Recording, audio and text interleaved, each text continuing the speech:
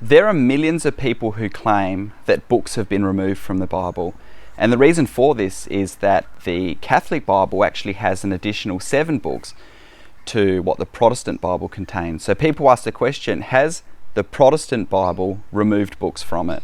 And that's what we're going to have a look at in this video. And I'm going to tell you exactly what's going on.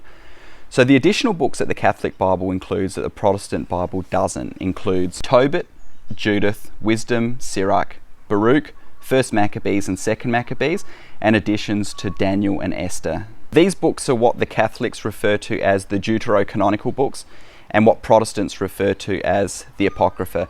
So the question is, should Protestants be concerned that these are not included in their Bible? Let's have a look at this. So first of all, the New Testament in both the Catholic Bible and the Protestant Bible is the same. It contains 27 books. The difference is with the Old Testament. So let's have a look at how this arose. Now, first of all, there was the Hebrew Bible, the Hebrew canon, and that includes everything that's included in the Protestant Old Testament, which today in the Protestant Old Testament is represented in 39 books. This is different to the Septuagint, which is the Greek translation of the Hebrew religious texts, and this does include those other books. There's been much dispute throughout all of church history as to whether or not those particular books should be included as authoritative scripture as part of the canon or not. And one of the verses that people have used to suggest that they shouldn't is found in Romans chapter 3 verse 2, and it says, to begin with, the Jews were entrusted with the oracles of God. And this suggests that we should go with the Hebrew Bible that has been determined by the Jewish people, the Hebrew canon of Scripture.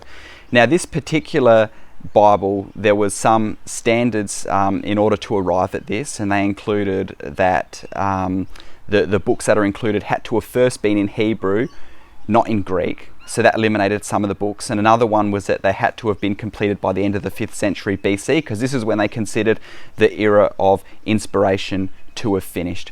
So that excluded some of the books also.